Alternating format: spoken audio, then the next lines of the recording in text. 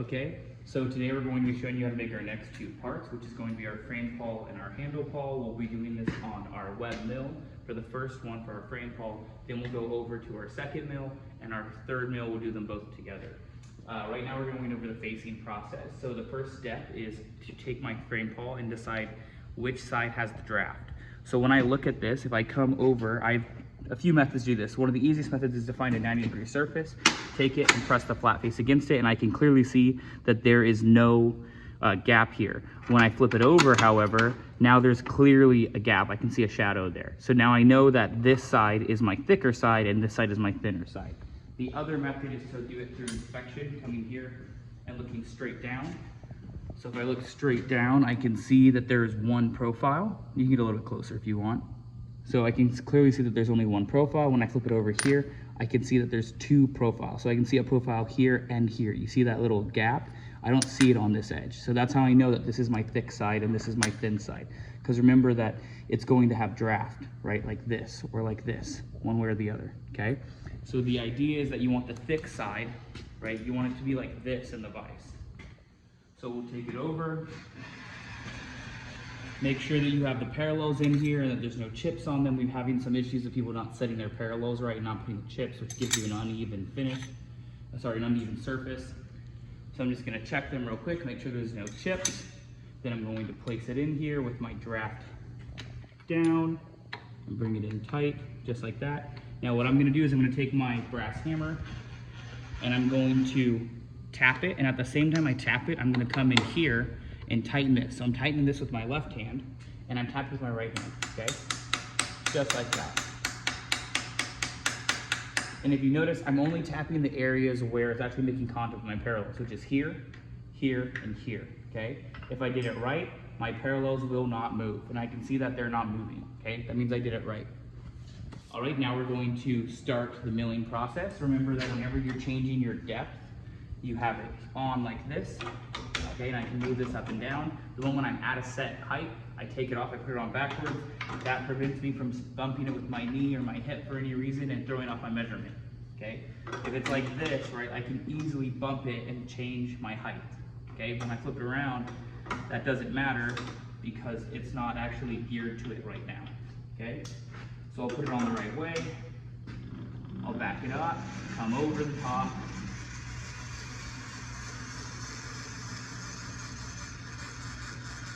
Okay, just like that, and now I'm going to come here, and so I can always check it to make sure I did it right.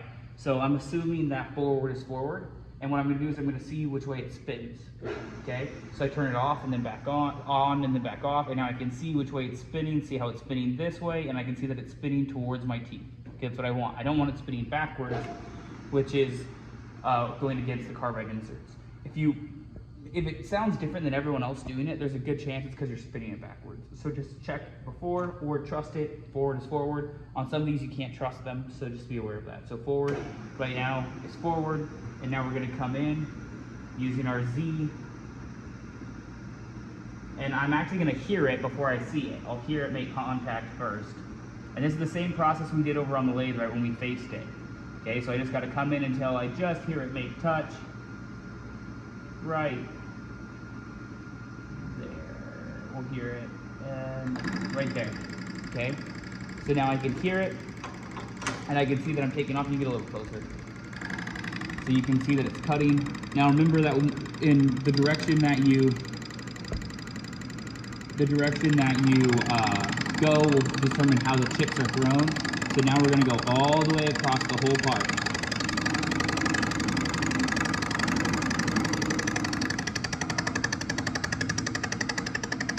Okay, look at my, come here.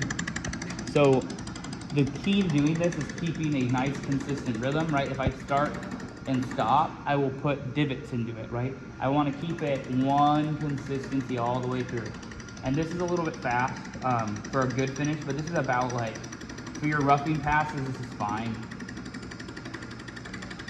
And now based on which way you're pushing it through the part, right? Whichever side your feet is in will determine how the chips fly. Because it's spinning clockwise, right? It's going to, if I bring it in this way, it's going to cut on that leading edge and it's going to throw chips towards me. If I bring it the other way, because it's cutting clockwise, it'll be cutting on that leading edge going that way, and it'll throw chips to the back of the machine. So So some people will actually like move it over, move it up, bring it back in, move it in, just like we did for doing the turning on the lathe. However, you don't have to do that. Just be aware that it will throw chips, and so that's why we make sure we don't have any lock sleeves on, because we don't want those chips flying inside our sleeves, right? And if you're taking a really aggressive cut, it might throw them onto other people who are walking by, so just be aware of that.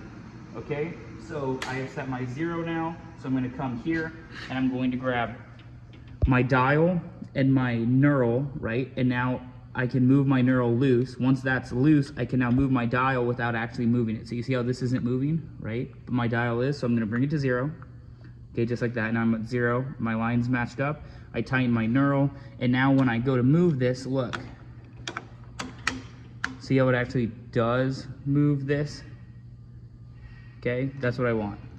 Okay, bring it back down to 0. All right. Now we're going to take a measurement. If there's a bunch of people in line, it's okay to do this with calipers. Ideally, you want to use it with micrometer just because you guys need to learn how to read the veneer scale better, right? And we recommend using these ones because these ones, once they hit it, they click, so you can't over tighten them. But I need to go onto a flat face. See how it's clicking? That means I can't tighten anymore, okay? And just a little bit off and pull it out, okay? Now I can see I'm at 425 plus another 25, and then I see 9, so we're gonna go to the nearest 0, which is here, so I'm at 459, okay? My tolerance on this is 415 plus or minus 10, so that means my upper tolerance is 425, and my lower tolerance is 405, because when I get to the last step, the max depth of cut I can take is 20 thou, and if I do both of these within that range, within that 20 thou range, then they're within each other, and I can make sure that when I take my first pass, I'm within the max depth of cut. The max depth of cut on this machine, however, and on that machine is 30 thou. So we're at 5'9", so we'll take a 30 thou cut, no problem. Okay, be aware that your first few measurements might be a little bit off because you don't have an actual finished surface, right? It's still forged, but we're gonna come up to 30. Just like that. This cuts 1-to-1, so no fancy math like you did for the mills, for the lathes. Turn it back on, and we'll come back across.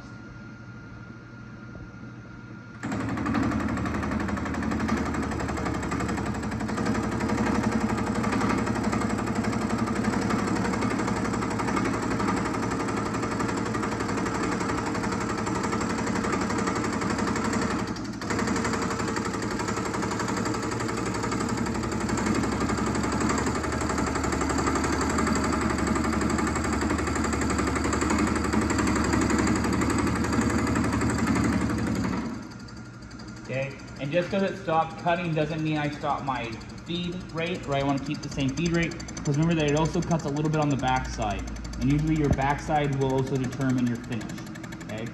So I want to keep the same pace all the way through the part until I hear it stop cutting. Okay, now we have a much nicer finish. Remember that this is a 20 thou tolerance, so I don't need to be accurate as much as I do when I get to the last step, so I could come in here with my calipers and see that I'm at 438-ish. And now we can double check that with the micrometers, or we can just use the micrometers if they're available and you're good at reading them.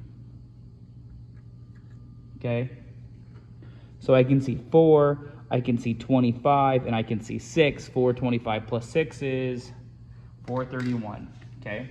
So that means I'm 6 thou above.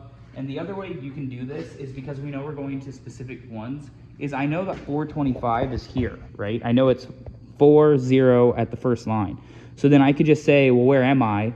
I'm at 6, and know that I just need to go down 6 thou to hit that tolerance, right? But remember, I need to be in the middle. So why wouldn't I just hit 10 or 15 and put myself right in the middle of the tolerance?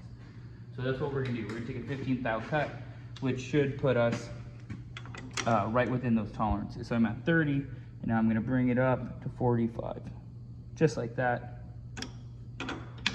Turn it back on, and now we'll come back through it. And if you notice earlier, it threw chips all over me. Now it's gonna throw them all over the back of the machine, which is ideal.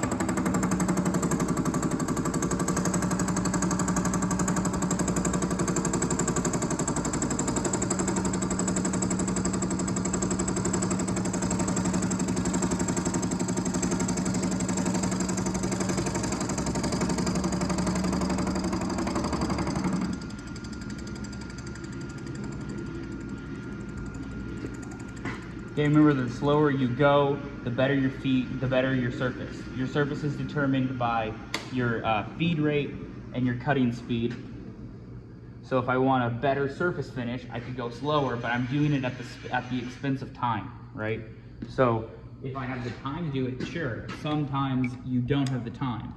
Okay, it's not worth the amount of accuracy you're gonna get. You learned about that when we talk about GD and T in 200, Mech 200. Okay, remember I want it just tight enough that it slips off. Okay, now I'm seeing I'm at 4 and I'm at 17, so I'm perfect, I'm within my range, okay? So we'll pop it out, and now we can see that our first surface is milled. It's got a nice finish on it. It's got a little bit of a rough finish, but not too rough. This wouldn't get any points marked off, it's totally fine. But if you want a really high quality finish, you would just go really slow, but obviously we don't have time, right, to waste doing that, especially in the last few weeks. Okay, so now that this side is done, we're going to cut the video, we're gonna stop the video, and we're gonna move on to the next one. So this is the first step of your frame pawl. All right, so we just did our frame pawl, now we're gonna come in and do our handle pawl. We're going to do this on the other mill. So the idea is you do this part on this mill, then you do this part on the next mill, and then you can do them both on the third mill, and you get an assembly line where the new person comes in here, then they go there, then they go there, and then that way you guys don't have people competing for the last mill. Okay, so let's take all our tools over there.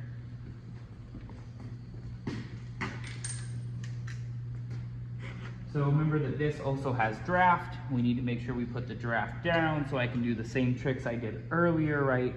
This one's a little bit easier to tell because of how thick it is comparatively, but I just need to put it up against a flat face. I can do it here and clearly see that there's a gap versus here, no gap, right? Gap, no gap, okay? I can also feel it. I can feel that this side's tapering in. And then of course I can do this, and if you look from the top, you can clearly see that there's two surfaces there. But when I do it this way, there's only one surface, okay? So we wanna make sure we have our draft down. We'll put it in here, and we're gonna do the same thing we did earlier.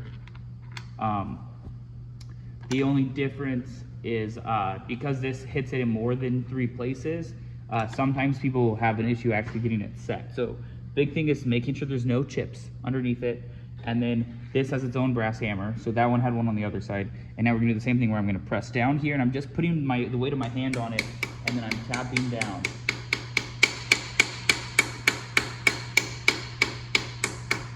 Now tricks to this are, if I hit it too hard, I'll actually bounce it out, right? So I just wanna hit it firm and try and lock it in there. And don't be afraid. If you don't have to get it the first time, right? You can absolutely try it again and try and set it. And you can move it around a bit in there as long as you keep that draft face down.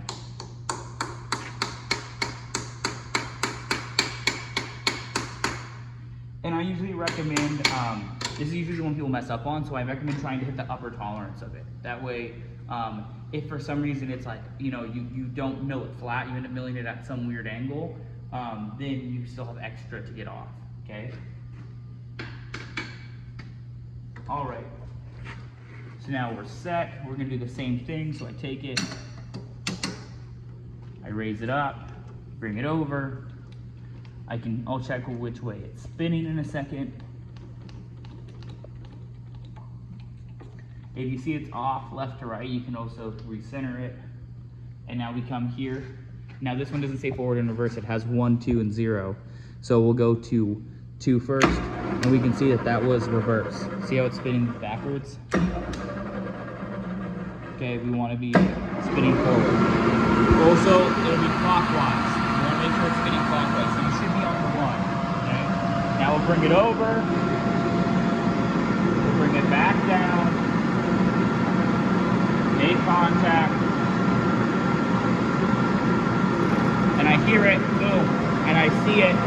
So now we can set our 0, same system, black knurl here, bring this to 0, there, and then tighten the knurl back up. Okay, so I'm holding this wheel and I'm loosening this wheel. Not that wheel, this wheel here, okay? Those are the 2. All right, now I'll bring it all the way across.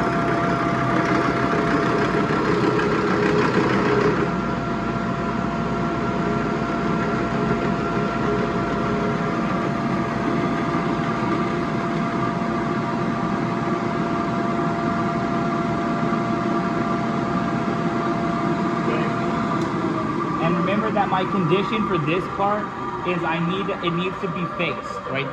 For both of these, it's important that the first step you get faced so there cannot be any casting left. All right, and we can see how fast I went, and now look at the difference in service finish. I did that on purpose to show you guys how your service finish can change based off your speed. So that one has clear troughs in it. Now what I'm gonna do is I'm going to blow the chips out, and I'm gonna use the depth gauge on my micrometer, which is here, just like this. I might need to move it a little bit more over to not interfere with the things above it. Now this isn't very accurate, but it's accurate enough for what we're doing. Okay, just coming in like that, making touch, and then seeing I'm at 442 roughly, okay? I can check the other parts and see what's this one say I'm at. See, that says I'm at 457, and this one says I'm at 453, okay? 449. So I know that I'm a little bit off, which is fine as long as I'm within my tolerance. So my condition is gonna be now, I'm gonna get it within my tolerances, and whichever one was the lowest, and this is the lowest, right? Since I measured that this side was the lowest, and these sides were higher, then I'm going to keep measuring from my lowest point, and then that'll make sure I don't go under it from my lowest tolerance. Because I can always take more off. The issue is if I go under, okay? So that was 449. So let's take off 20 thou or 25 thou, and that should put us right within tolerance, but since this part's really easy to mess up, we're gonna do this one a little bit safer right now. So I'm gonna go up to 20, and I'll just do this in a pass of 20 and a pass of 10 or 15, and I should be perfect. And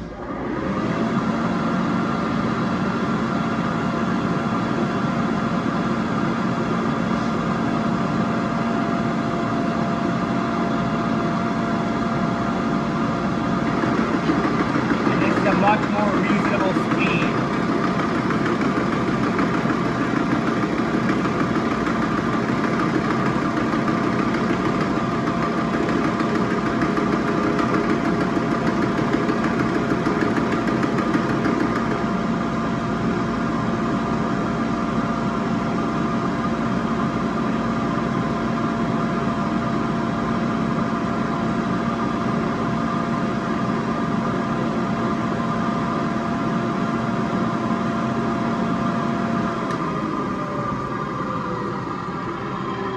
Because of all this stuff over here, it's hard to get there, so you're gonna have to, if you do it this way, you'll have to really pull it out. Okay. I'm gonna blow those chips out of the way. We can also use the air gun for that. Okay, now I can see I'm reading 426.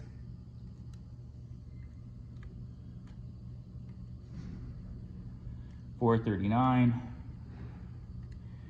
444. But if I look at this, I can also see that there's a little bit of a gap here. You can see that. Turn it over, turn it like that. Yeah, cool. So you can see the shadow in there. That's telling me it's not totally flat.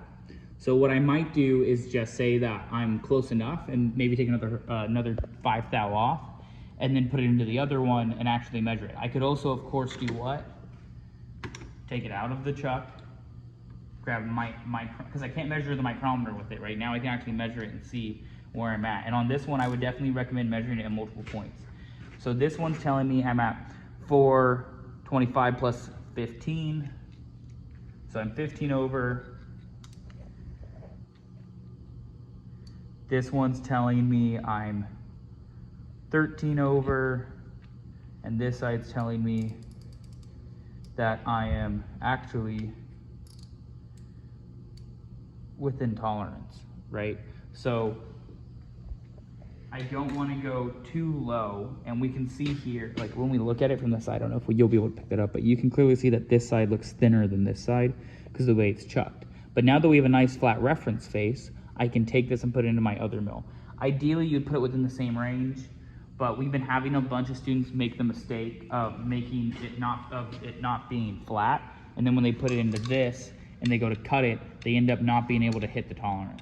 Okay, so for right now, what I'm gonna suggest is that just take those active measurements of it and see, like measure this side, measure the middle, measure the edge, and if any of them are within tolerance, then move on to the next step, and then just take this with one more pass, and you should be fine, okay? So we're going to cut this and we'll start the next video.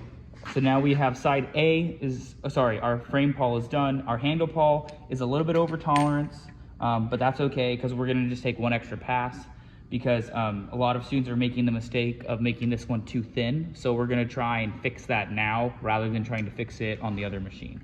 So now I'm on my Magnum mill. The first thing I need to do is raise up my bed, grab the air hose, which is right here, and blow all the chips off of it, okay?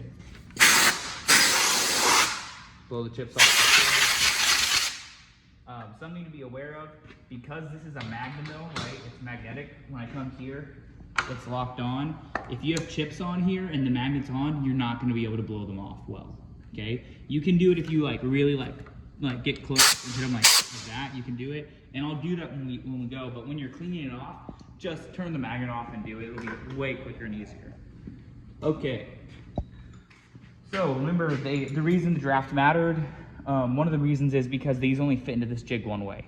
Okay, so if you did the wrong side, right, if you did the other side, it won't fit in the jig. Okay, so you gotta do the right side. So magnet's off, I place it in, I place my other one in, and look, they both fit because we did the draft correct. Now I'm gonna come in. This is purposely cut off so you guys don't over torque this. So please don't over torque this. It's just enough to break these nuts free. Okay, bring it in tight and hold it in like that, and then tighten it back down. Okay, literally just like that. All right, the goal is to try and prevent them from walking left and right, okay? Okay, now we'll put the magnet on, and now we can see they don't move. So I know that this one's taller, so I'll bring it over this first. And we'll do what we did in the earlier passes. So we're gonna bring it over, we'll check our direction first. Here it's up here, and this one very clearly says up is forward, and we can see that up is forward. Okay, so we'll bring it in. We're gonna make contact on our tallest part. Ideally, this one can only take a 20 thou max of depth cut, so just be aware of that. We're gonna go to whatever our tallest one is, which we know is our frame pawl right now. We'll come in, and we'll make a touch.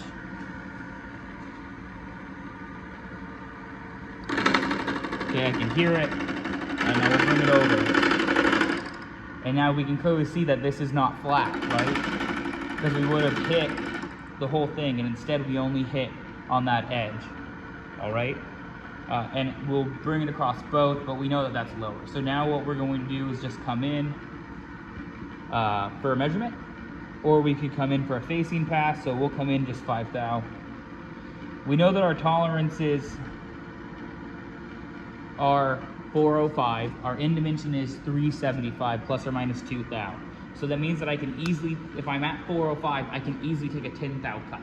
So right now we're gonna take a 10 thou cut, just like that, and we'll come back across.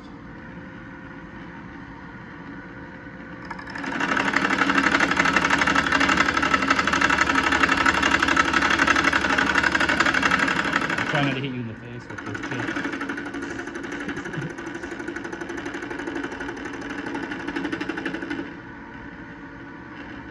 Okay, and I'm still not touching my frame pawl yet. And I know my frame pawl is at my upper tolerance. So then what I could do is come to touch on it, or I can just keep taking 10 thou passes.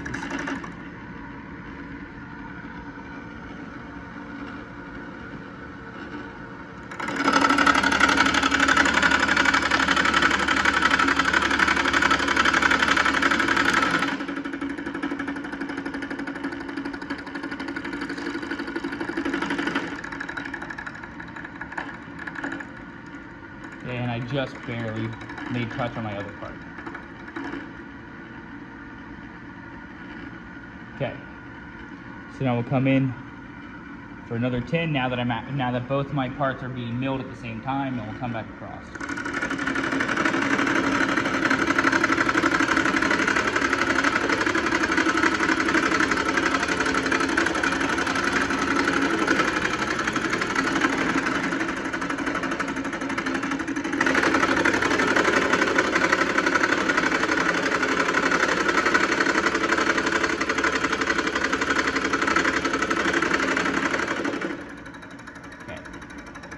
And now I actually have a machine face that I can measure off of and see where I'm at, okay? So we can see all of our chips in here, all built up, right? We don't like that because they're gonna mess up our measurements, right? So we're gonna take our air hose and we're just gonna blow them out. Okay? Now we're gonna take our depth micrometer. This is where everyone messes up. They don't understand how to read this because you guys barely understand the other micrometer, and then you have to use this one, which is read backwards and upside down because it's a depth, right? So it's reading the opposite. You've been reading a width. Now this is reading a depth, so it's gonna be the opposite measurement. And because of that, the scale is backwards. So the trick to doing this is really simple, okay? I know what my tolerance is. It's 375 plus or minus 2. So what I'm gonna do is I'm going to bring it up. Okay, I know that this is 0, right? Because that goes to 0, okay? When this is not touching, it's at 0, right? So I'm gonna bring it up to 3, just like that. That's 3, right?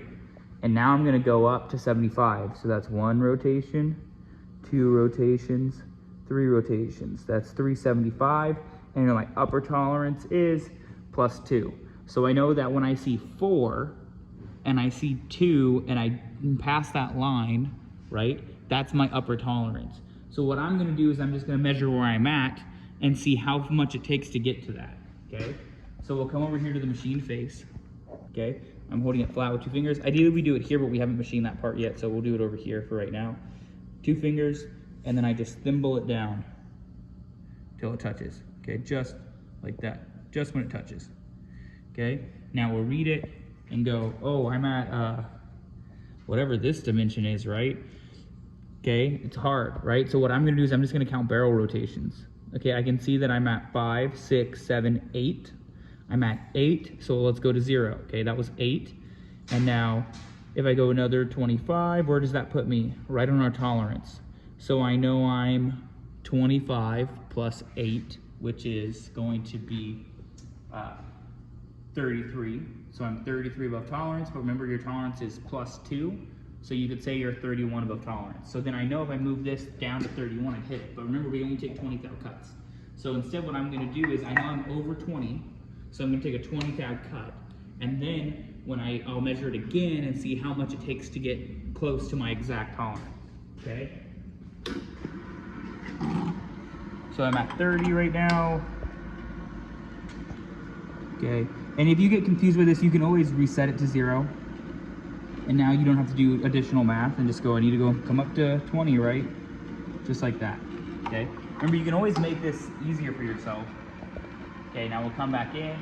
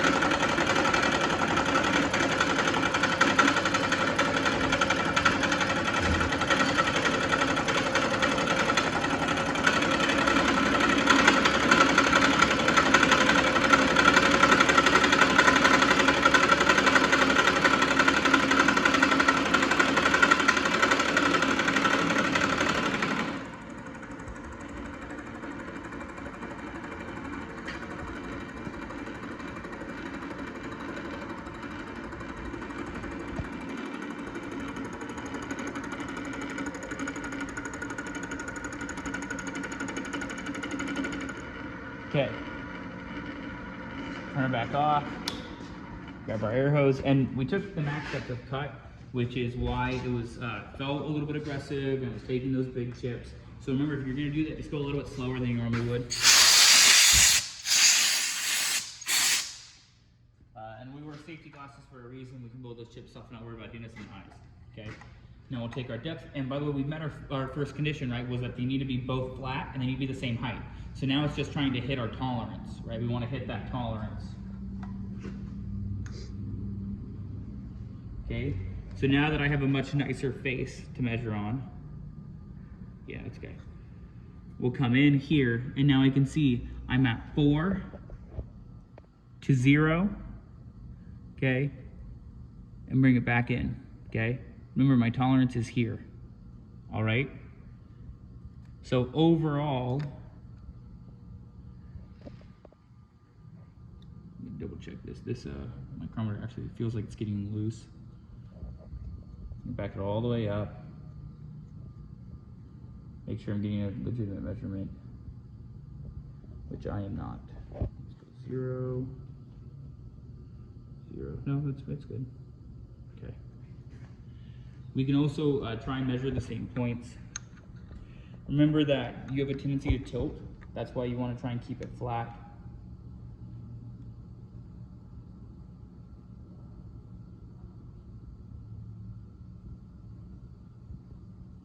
Right until it touches, right there. Okay, that's telling me I'm at 474. That's not correct. Let's check our chips. We can also do it by inspection and look and make sure that it's flat. It looks flat, so we'll measure our other one too.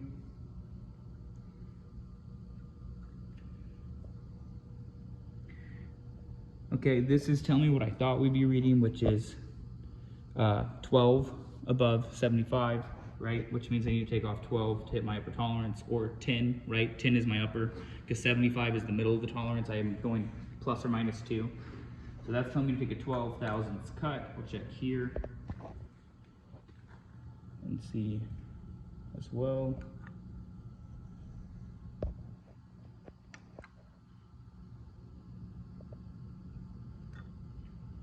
Yep, and that's telling me the same thing, okay? So if we hit a 10 thousandths cut, we should be right within tolerance, right? Remember, the way tolerances work is that I have an upper and a lower. I need to be within them. So if I'm at 375 plus 2, that means 378. But that doesn't mean 378.1, right? This isn't accurate enough to read to the 10,000. So then I need to make sure that I'm within those two. And the way it works is on the dial, right? When I hit a specific tolerance, right? Like let's say I hit 4,000, this is 375, right? It could be a little bit like this, right? Or a little bit like that. And it's still the closest line is still 0. So I could be reading it, but the question is in which direction, right? I know that coming up here, this would be 375, and then this would be 376. So I know if it's here, then it's a little bit taller than 375, and I know if it's here, it's a little bit lower than 375. So when I'm trying to hit my tolerance, I want to go to 377 or a little bit under it, like that. That's ideal. If I'm like this, right, I'm out of tolerance, okay? So we're gonna come in, because 10 should put us there, we're gonna hit 11 because we have a 4th thou gap, right? So 11 is going to put us 1 thou into our 4th thou tolerance. So now we'll come in from 20 up 1, 2, 3, 4, just like that. Okay, and let's make our last cut. This should be our last cut. So we'll go a little bit slower and really try and get a nice surface finish.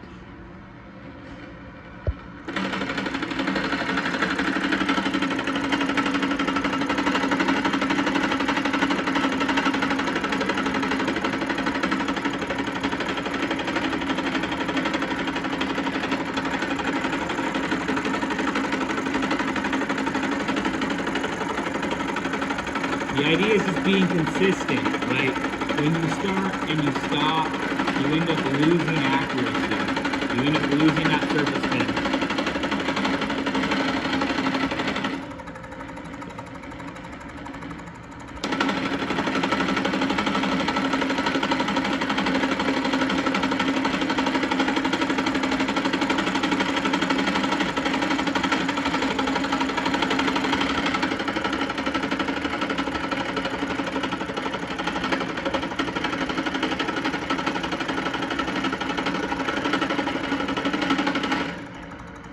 Okay? Remember, I don't stop just because I hear it stop cutting. I need to drag it all the way across the part.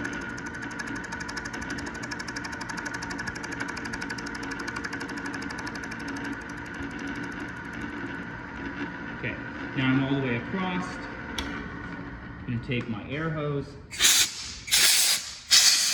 blow my chips again, take my depth micrometer, come over, make a touch. And we'll see how close we got. You also sometimes need to wipe off your anvils too.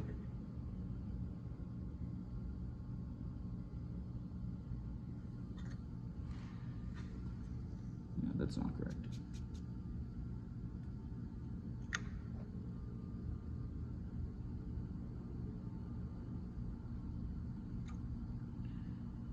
Okay, and now we can see that we are within our tolerance. So after this step, what we can do, take it off, loosen it back out, take it out, and we can now check it, right, with our other micrometer and verify. We don't like doing this every time because it's slow and it takes time, right? But theoretically now they should be the same height, and I should be within my tolerance range. Let's move on to my next step.